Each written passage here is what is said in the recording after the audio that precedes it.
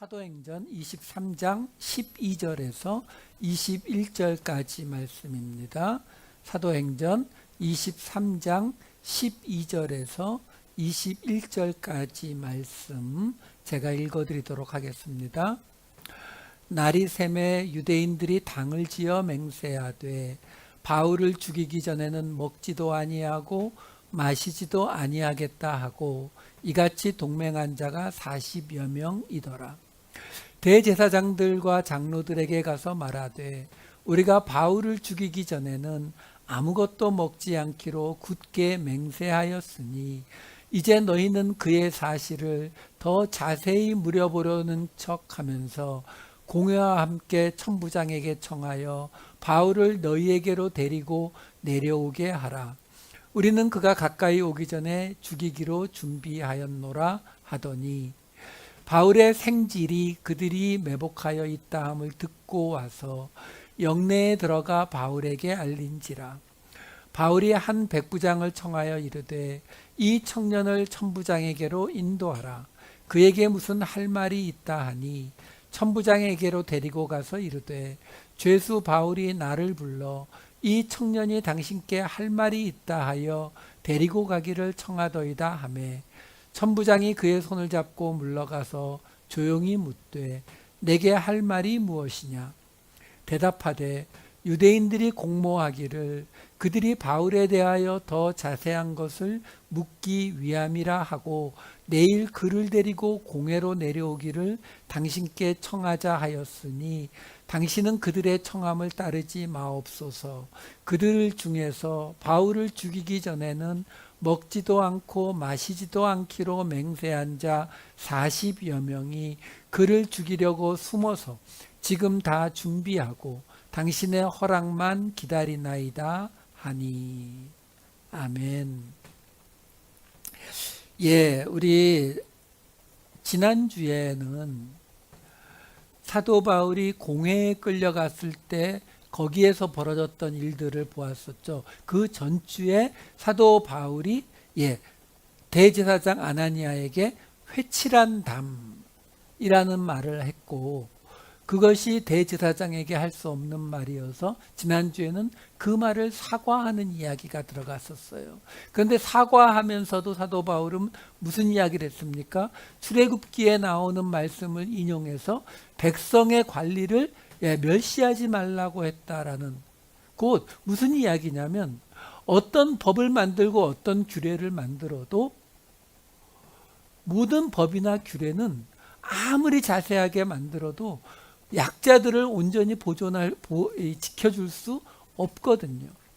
그렇기 때문에 사도 바울이 이야기하는 거죠. 당신들이 재판장이고 백성의 지도자라면 출애굽기 22장에 나왔던 것처럼 너희들이 정말로 그 약자들을 위해서 그 성에 무너진 데를 세우고 있었는지 채우고 있었는지 그 일을 감당했는지를 이야기했었죠. 그리고 그 이야기가 끝나니까 지난주에 어떻게 끝났어요? 그날 밤에 주께서 환상 중에 나타나서 예루살렘에서 내가 증언을 다 잘했고 이제 그걸 로마에 가서 하여야 하리라 라는 말로 끝났었어요. 자, 이제 오늘 이야기로 들어갑니다. 오늘 본문을 끝까지 다 읽지는 않았지만 이야기 자체는 굉장히 단순한 이야기예요. 지금 군대가 천부장이 바울을 데리고 그 군대 진영 안에서 보호하고 있는 상태예요. 그랬는데 지금 유대인들 중에 이 바울을 죽이기 전에는 먹지도 마시지도 않겠다라고 하는 사람들이 맹세를 하고 바울을 죽이겠다라는 그 말을 했다는 거죠. 이 12절 13절 다시 볼게요. 날이 새매 유대인들이 당을 지어 맹세하되 바울을 죽이기 전에는 먹지도 아니하고 마시지도 아니하겠다 하고 이같이 동맹한 자가 40여 명이더라. 그래서 결국 이 이야기는 어떻게 돼요? 아까 본문 읽었지만 바울의 조카가 천부장에게 가서 이야기하고 그래서 천부장이 군대를 끌고 예루살렘을 떠나서 가이사랴로 가는 그 이야기로 이 이야기가 끝나요. 그리고 이제 24장으로 넘어가는 거거든요. 그러니까 이야기 자체는 굉장히 간단한 이야기예요. 그런데 오늘 이 이야기에 보면은 우리의 눈길을 끄는 곳이 두 군데가 있어요.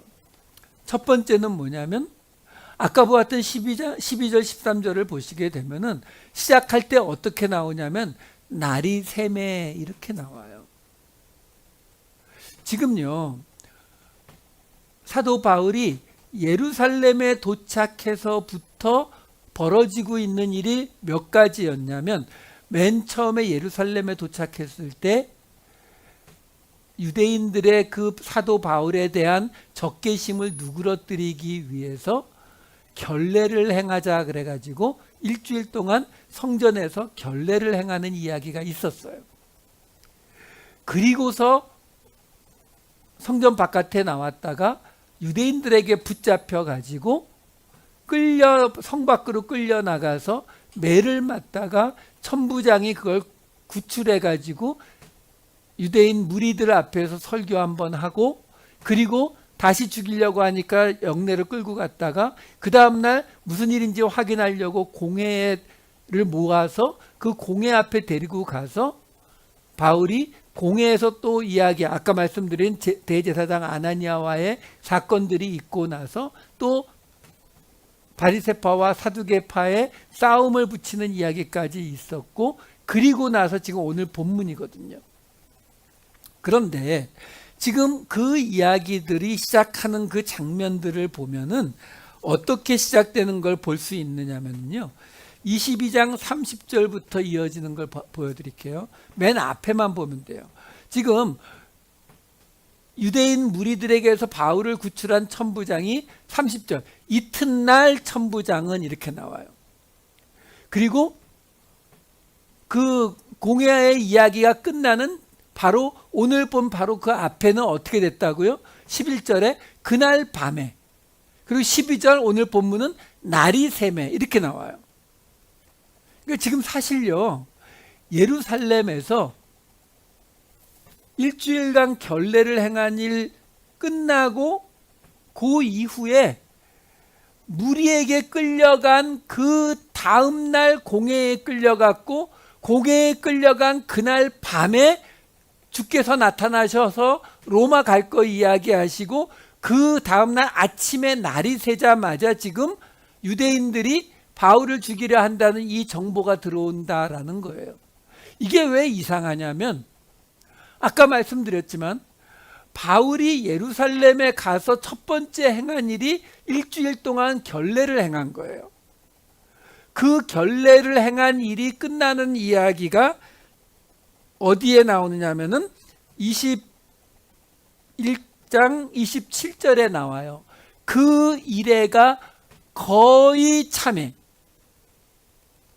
여기 메타라는 단어를 쓰거든요. 그러니까 거의 찼다. 정확하지 않은 거예요. 지금 7일이 됐는지 8일이 됐는지 6일이 됐는지 잘 몰라요. 그리고 오늘 본 이 이야기가 끝나는 24장으로 넘어가 보시면은 닷새 후에 대제사장 아나니아가 이렇게 나오고, 24절에 가면은 수일 후에 벨릭스가 이렇게 나와요. 여러분, 그동안 우리가 사도행전을 따라오고 있었는데요, 사실 이 사도행전은요, 이 날짜에 관한 묘사가 굉장히 부정확한 책이에요. 그동안 나왔던 이야기들을 제가 모아보면은 그 후에 오래 있어서 며칠 후에 여러 날 석 달 동안 이 일이 있은 후에 그때쯤 돼요. 그 주간의 첫날에 여러 날 후에 이런 식이에요. 그래서 특히 사도 바울이 이 갈라디아와 마게도냐 지방을 다닌 이 코스는 학자들에 따라서 심하게는 몇 달, 몇 년씩 차이가 지기도 합니다. 어떤 학자는 한 3년 걸렸다고, 어떤 학자는 5년, 뭐 이런 식으로 굉장히 차이가 많이 나는 경우가 있어요. 왜요? 그 날짜를 정확하게 이야기를 안 해주기 때문에 그래요. 그런 사도행전의 특징에 비해 보면 지금 이 예루살렘에서 생긴 일에 대해서 이튿날, 그날 밤에 날이 샘에 이 세 번의 묘사는 굉장히 독특한 거죠. 결국 지금 이 묘사들이 우리에게 말해주는 게 뭐예요? 예루살렘에 도착해서 결례를 행한 일까지는 오케이. 그리고 나서 그 일회가 거의 참회, 그러니까 그때까지 7일이 걸렸는지 그건 정확히 모르겠다는 거예요. 근데 그때부터 유대인들에게, 그 무리들에게 끌려간 자리에서부터 그 이튿날 공회에 끌려가고 그날 밤에 주께서 나타나시고 그 다음날 날이 새자마자 사람들이 바울을 죽이려 한다라고 얘기하고 있다는 거죠. 결국 지금 누가가 무슨 얘기해주고 있는 거예요? 유대인들에게 끌려가는 장면부터 오늘 본문까지 이 사도 바울이 가이사랴로 떠나게 되는 이 이야기까지가 한 이야기라는 거예요. 사실 따져봐도 하루 반밖에 안 되는 시간이잖아요. 그 하루 반밖에 안 되는 시간 동안 급박하게 벌어지고 있는 이야기를 지금 설명해주고 있다라는 거죠. 결국 지금 이 예루살렘에서 벌어지는 일은 결례받는 거 하는 거 빼면은 나머지 이야기는 모두 다 뭐라고요? 무리들에게 끌려갔던 거, 공회에 갔던 거, 그리고 주께서 나타나서 하신 말씀, 그리고 오늘 본문까지 다 뭐라고요? 사도 바울이 유대인들에게 복음을 전하러 왔지만 하나님께서 사도 바울을 예루살렘에 있는 유대인으로부터 이방인들에게 보내셨다. 요거 하나 이야기하는 거예요. 그 말을 하기 위해서 지금 이 이야기들을 하나로 연결시키고 있다라는 거예요. 자, 이게 오늘 본문에서 우리가 볼 수 있는 첫 번째 눈길이 가는 부분이었다면, 두 번째로 눈길이 가는 부분은 아까 보았던 23장 13절에 이렇게 나오는 걸 볼 수 있어요. 바울을 죽이려고 동맹한 자가 40여 명이었더라. 자, 이게 여기 지금 40여 명이라고 번역이 됐어요. 우리말에서 40여 명 그러면은 대략 몇 명쯤 되죠? 뭐 40 하나도 될 수 있고, 둘, 셋, 넷, 다섯, 여섯, 일곱, 여덟, 9명까지도 될 수 있죠. 그렇죠? 49명까지도. 하지만 50명을 넘지는 않죠. 왜? 50명을 넘어가면 우리는 그걸 40여 명이라고 하지 않아요. 50여 명이라고 부르죠. 그렇죠? 근데 여기 지금 이 40여 명이라고 번역이 된 헬라어 단어가 두 단어예요. 플레리우스 테사라콘. 테사라콘타는 40이에요. 근데 플레이우스라고 하는 단어는 폴리스라고 하는 단어의 비교급이에요. 형용사인데, 폴리스라는 단어가 어떤 단어냐면은 많은, 큰이라는 뜻이에요. 근데 그거의 비교급이라고요. 그러니까 사실 이 플레이우스 테스라콘타는 어떻게 돼요? 40보다 더 많은, 오늘 설교 제목인 거예요. 40보다 더 많은, 40보다 더 큰, 이런 뜻이에요. 그러면 우리 번역으로 40여 명은 41부터 49까지 가능한 이야기지만, 사실 여기서 지금 40보다 더 큰, 40보다 더 많은은 41부터 어디까지 갈 수 있어요? 50, 80, 100, 200 아무 상관이 없어요. 지금요, 이 구절이 똑같이 반복됩니다. 23장 21절을 보면은 바울의 조카가 천부장에게 가서 이야기할 때에 여기도 먹지도 않고 마시지도 않기로 맹세한 자 40여 명이 이렇게 나오는데, 여기도 똑같이 플레이우스 테세라콘타, 똑같은 말을 사용하거든요. 자, 이렇게 제가 보는 이유가 또 하나 더 있어요. 어디에서 나오냐면 23장 23절을 보면은 가이사랴로 가는 그 천부장이 바울을 데리고 가이사랴로 가는데, 이 40여 명, 40명보다 더 많은 사람들이 덤벼들까봐 부대를 이렇게 편성합니다. 23장 23절 읽어드릴게요. 백부장 둘을 불러 이르되 밤 제3시에 가이사랴까지 갈 보병 200명과 기병 70명과 창병 200명을 준비하라 하고, 더하기 하면 몇 명이에요? 470명이에요. 여러분, 이 바울을 죽이려고 하는 유대인들은 군인일까요? 일반인들이에요. 지금 상대는요, 로마군. 그 당시 세계 최대 제국 로마의 군대 470명, 그 중에 기병도 있어요. 기병은 요즘식으로 말하면 전차부대에 가까운 모습이에요. 40여 명을 방어하려고 470명을 동원한다고요? 천부장이라고 하는 사람이 말 그대로 1000명을 다스리지만 실제로 1000명이 아니라 그보다는 훨씬 적죠. 그렇다면 예루살렘이나 가이사랴 같은 곳에 남겨둔 병력을 빼면 사실 이 사람이 동원할 수 있는 거의 대부분의 병력을 동원했다고 봐야 되거든요. 그렇다면 이 숫자는 40명을 방어하려고 하는 숫자라고 보기는 어렵습니다. 그러니까 제가 지금 무슨 이야기를 지금 하려고 하는 거냐면, 이건 지금 누가가 데오빌로에게 쓴 편지잖아요. 누가가 지금 사도 바울을 통해서, 아니면 누가가 같이 있었을 수도 있었으니까, 그 누가가 지금 그 조카를 통해서 많은 유대인들이 지금 바울을 죽이기 전까지는 먹지도 마시지도 않겠다고 맹세하고 있다라는 그 정보를 받은 거잖아요. 근데 그 사람의 숫자가 45명일 수 있어요. 40여 명처럼 45명일 수도 있지만 100명, 200명일 수도 있어요. 왜? 지금 천부장이 대비하는 거 보면 470명의 정규군을 지금 편성하고 있는 거는 일반인 40명을 상대하기 위한 것이라고 보기에는 너무 과하거든요. 그 말은 우리에게 뭘 확인시켜 주느냐면, 상당히 많은 숫자의 사람들이 바울을 죽이려 한다고요. 그게 45명이든 55명이든 65명이든 75명이든. 근데 누가는 그걸 뭐라고 표현하냐면 40명보다 더 많은 이라고 표현하고 있다고요. 두 번에 걸쳐서. 왜요?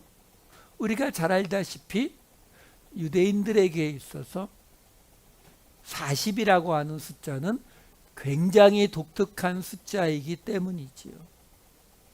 왜? 이 이야기를 받아들었던 데오빌로와 그리고 그 이후에 예수 그리스도를 믿는 사람들, 성경을 아는 사람들에게 있어서 55명일 수 있어요. 45명일 수 있어요. 근데 누가는 이거를 40명보다 더 많다라고 40이라고 하는 숫자를 굳이 집어넣더라라는 거죠. 자, 그러면 이 40이라고 하는 숫자가 어떤 의미를 갖는지를 조금만 보자고요. 왜 그러냐면 이 40이라고 하는 숫자가 성경에 한 150번 가까이 나와요. 너무 많이 나와요. 다 찾기도 힘듭니다. 근데 대부분이 뭐냐면 41 아니면 40년이에요. 41을 몇 개만 볼게요. 일일이 다 읽지는 않지만 그냥 그 성경 구절은 알려드릴게요. 우선 노아의 이야기 창세기 7장 12절부터 이렇게 돼요. 40주야를 비가 땅에 쏟아지고, 사도행전 7장 30절에 모세가 광야 생활을 40년을 지났을 때 하나님을 만나게 되고요. 출애굽기 24장 18절에 모세가 십계명을 받기 위해서 40일 40야를 시내산에 올라와서 십계명을 받고요. 그거 깨트리고 난 다음에 두 번째 올라갔던 이야기가 출애굽기 34장 28절에 보시게 되면은 40일 40야를 금식했다고 나오고, 34장 29절에 그 증거에 모세의 증거판을 갖고 나오는데 하나님을 만났기 때문에 하나님과 대화했기 때문에 얼굴에서 광채가 났다는 이야기가 나오고 엘리야가 하나님의 산 호렙산에 가는 열왕기상 19장 8절에 보면은 40주 40야를 음식물을 먹고 나서 40주 40일을 금식하고 나서 하나님의 산 호렙에 이르러서 11절 13절에 보시게 되면은 그곳에서 하나님을 만나죠. 이 소리만 듣게 되지만 어쨌든 하나님을 만나게 되는 이야기가 나오죠. 그리고 신약으로 가게 되면은 누가복음 4장에 보게 되면은 예수님이 광야에서 40일 동안 시험을 받으시고 성령의 능력과 함께 갈릴리에 돌아가시고 사도행전 1장 3절을 보시게 되면은 예수님이 부활하시고 난 뒤에 이 땅에 40일을 머물렀다라는 기록이 나와요. 지금 40일로 등장하는 것들을 대강 본 거예요. 주요 사건들만. 이 사건들의 공통점이 있어요. 어떤 공통점이요? 노아의 홍수부터 시작해서 모세와 엘리야의 그리고 예수님 이야기까지 40일이라고 하는 이 기간이 있고 나면 그 기간은 어떤 기간이에요? 고난 또는 훈련의 기간이에요. 왜? 금식이 같이 나오고 노아의 비 내리는 기간이 40년이니까 40일이니까. 근데 그 기간이 지나면 그 다음에 뭐가 따라온다고요? 하나님을 만나는 일이 따라오는 거죠. 성령과 함께하는 일이 따라온다고요. 40일은 이런 기간이에요. 40년은 우리가 잘 알다시피 이스라엘 백성이 광야에서 보낸 40년이지만 이거는 사실은 40일하고 똑같아요. 왜? 40일을 잘못 정탐했기 때문에 40년을 하라고 하신 거거든요. 민수기 14장 33, 34절. 너희의 자녀들은 너희 반역한 죄를 지고 너희의 시체가 광야에서 소멸되기까지 40년을 광야에서 방황하는 자가 되리라. 너희는 그 땅을 정탐한 날 수인 40일의 하루를 1년으로 쳐서 그 40년간 너희의 죄악을 담당할지니, 이거예요. 그러니까 40년이라고 하는 이야기가 성경에 또 많이 나오죠. 왜? 이스라엘 백성들이 광야에서 40년을 보낸 것 때문에. 근데 그 40년은 40일하고 똑같은 거예요. 40일 동안 가나안 땅을 정탐하는 그 기간. 그러니까 40일이라고 하는 개념이 똑같은 거예요. 똑같고 그 기간 이후에 약속의 땅 하나님을 만나야 되는데 실패해서 광야 40년을 지내게 된 거죠.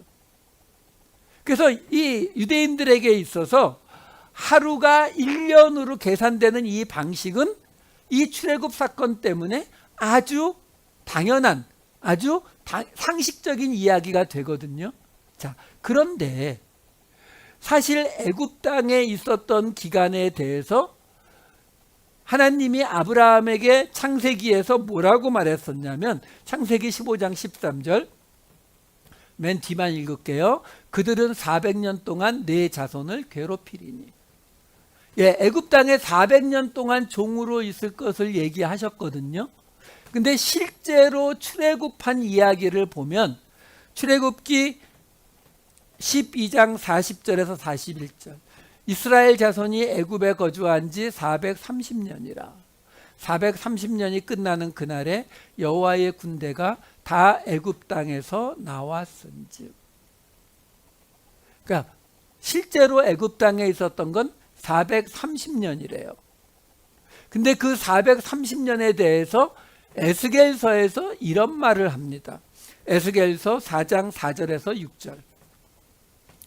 너는 또 왼쪽으로 누워 이스라엘 족속의 죄악을 짊어지되 내가 눕는 날수대로 그 죄악을 담당할지니라. 내가 그들의 범죄한 횟수대로 네게 날수를 정하였나니 곧 390일이니라. 너는 이렇게 이스라엘 족속의 죄악을 담당하고 그 수가 차거든 너는 오른쪽으로 누워 유다 족속의 죄악을 담당하라. 내가 네게 40일로 정하였나니 하루가 1년이니라.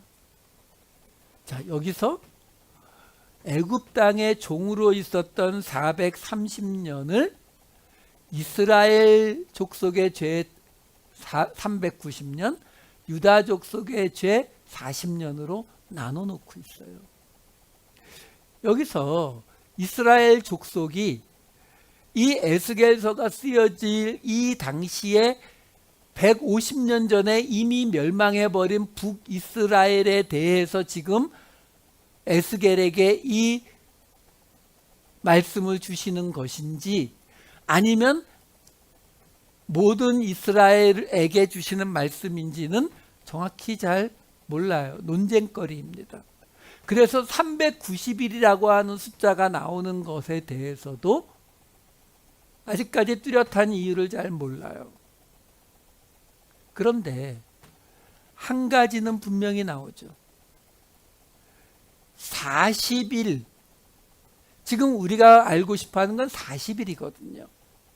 그 40일이 430년을 만들어낸 40일이 유다족 속의 죄 때문이다 라고 말하고 있다는 사실이에요.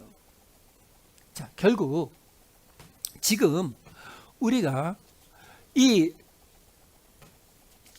40일 또는 40년으로 표현되는 이 40이라고 하는 숫자가 갖는 의미가 뭐냐면, 하나는 하나님을 만나기 전에 또는 하나님의 어떤 커다란 일을 만나기 전에 지나가야 되는 고난 또는 훈련의 기간, 이것이 40일 또는 40년으로 나타나고, 또 하나는 지금 에스겔서에서 보았듯이 뭘 나타낸다고요? 바로 유대인, 유다족 속의 죄악상을 나타내는 기간이 40일이라고요.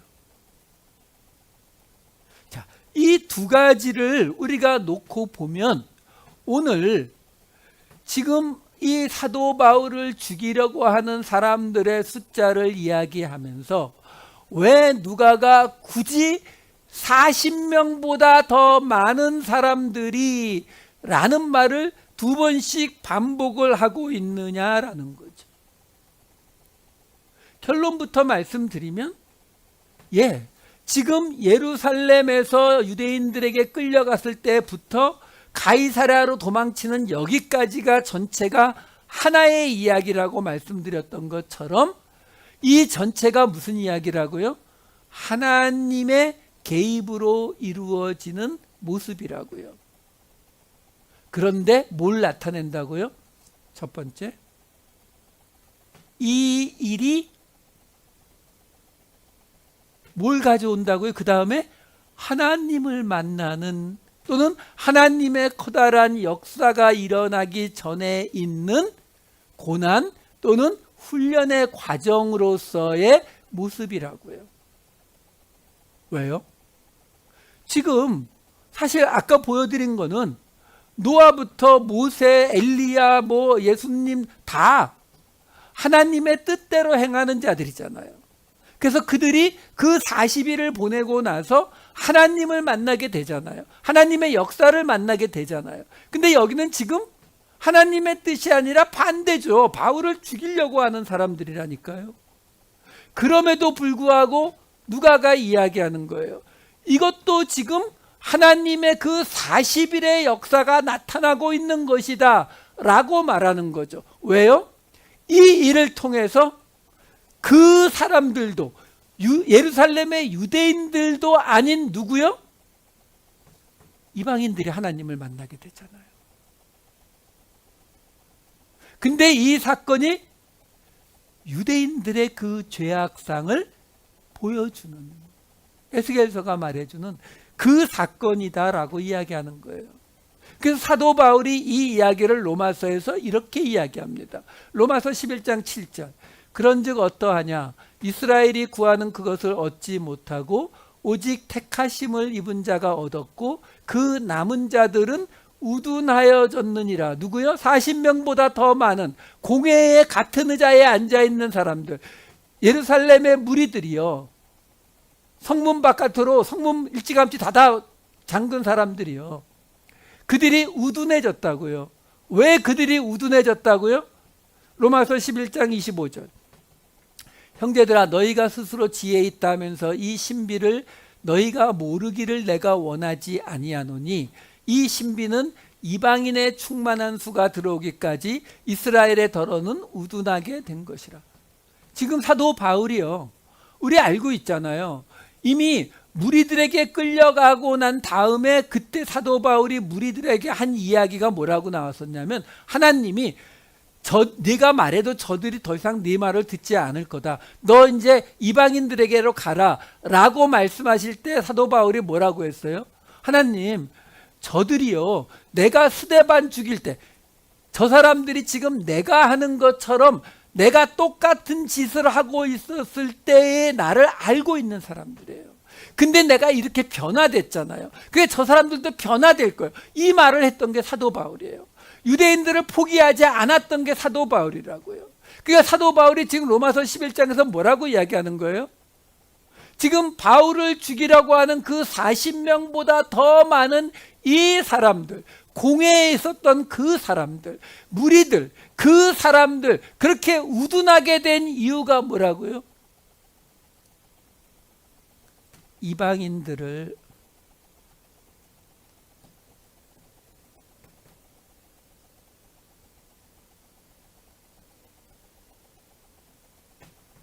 갑자기 핑 도네요. 이방인들을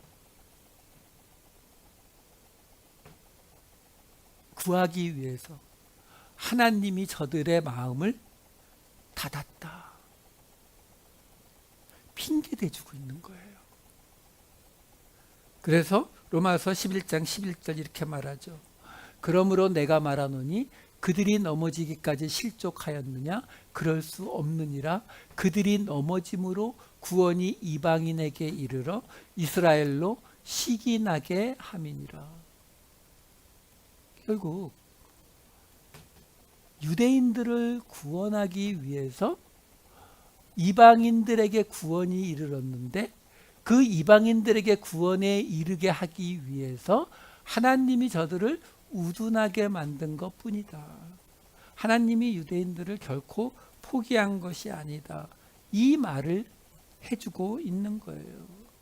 여러분, 오늘 누가는 이 예루살렘에서 가이사랴로 떠나가는 바울의 의도가 아니라 천부장이 데리고 가이사랴로 가게 되는 이 사건까지를 이제 예루살렘에서 시작된 이야기의 끝이라고 이야기를 하는 거예요.